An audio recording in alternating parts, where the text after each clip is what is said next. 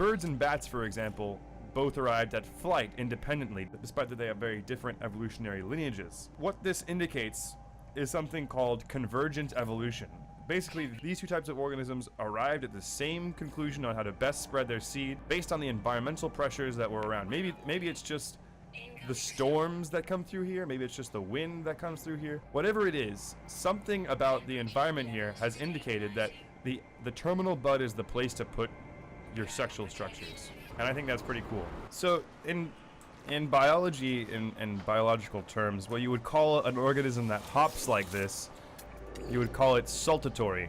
A saltatory organism is one that hops. Like, for instance, kangaroos hop. But of course, kangaroos have legs. I gotta say, this place, you know, besides these random windswept crags, it reminds me a lot of Texas. You know, you got these beautiful cacti. Everything looks kind of the same. Flat, rocky areas, like West Texas. So this, I gotta say, this planet is pretty special to me, you know? Bringing me back to home. Increasing life support power. Look at this thing. I mean, it's like a little slime that jumps around, and it has little eyes. Look at this thing.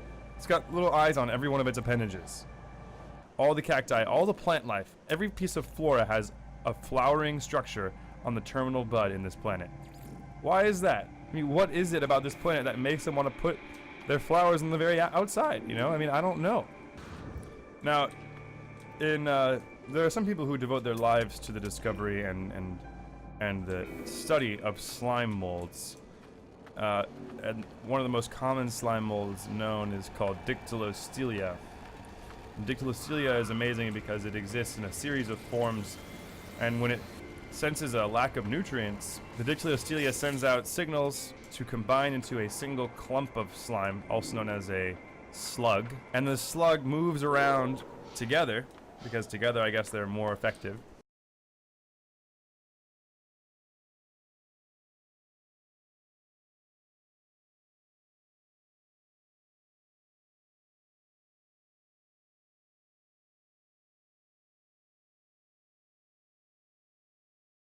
All that named.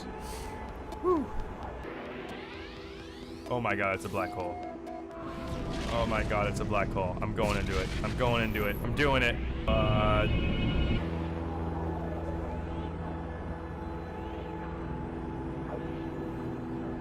What's interesting about these things is that they have beaks, right? Now, beaks are interesting. In fact, all mouthpieces can be seen as interesting by one perspective or another, but you know, let's say that this population of little beak finch things,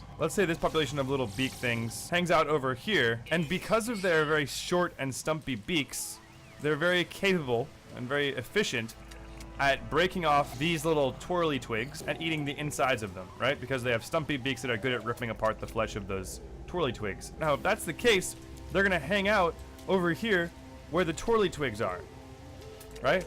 But then let's say, perhaps, conversely, that there is a group of these little finch beak things that likes to hang out over here in the cave where they eat the bioluminescent flowers, because they have slightly longer beaks that are capable of getting at the nectar inside of the flowers. Well, that means that the ones with the short beaks are going to hang out only over here next to the twirly twigs, and the ones with the long beaks are going to hang out only next to the bioluminescent things. And that means that you're going to have what's called physical isolation. And physical isolation oftentimes will lead to reproductive isolation, which means that the only ones that the long beaks are going to be reproducing with are the ones that are near, they're hanging out with over here in the caves, and the only ones that the short beaks are going to be reproducing with are the ones that are over here in the twirly twigs. Now, the ones that have slightly long and slightly short beaks, they won't be able to be very good at getting the nectar, and they won't be very good at eating the flesh. And so that means that they will get outcompeted by both sides, right? So if they're outcompeted, then we have what's called polarizing selection. So you have only long and only short beaks surviving, and the medium intermediate phenotypes, and they won't be able to pass on their genes. We also have physical and reproductive isolation. Now this is what causes a phenomenon known as speciation, or this is one of the mechanisms which can cause a phenomenon known as speciation. Because over time, this reproductive isolation between the two types of beaked finch thingies will cause them to change due to genetic drift. And these ones will change in different ways than these ones. And maybe they'll change so much that perhaps the cave finches won't like the way that the twig finches smell anymore, so they won't have sex with the twig finches, even though if they were to have sex with them, they would still have viable offspring. Because that's what Ernst Mayr, who's a biologist at Harvard University, I think, that's what he said. He coined something called the biological species model, which is basically that if you can mate with it and have viable offspring, then it is within your species. After a little bit of genetic drift and reproductive isolation, the cave finches would still be able to have sex with the twirly twig finches, and they would still be able to have offspring. But they don't want to, right? Because they don't have the same scent glands, let's say. Maybe the scent glands over here smell slightly different than the ones over here. And if that's the case, they won't interact with each other, they won't have sex.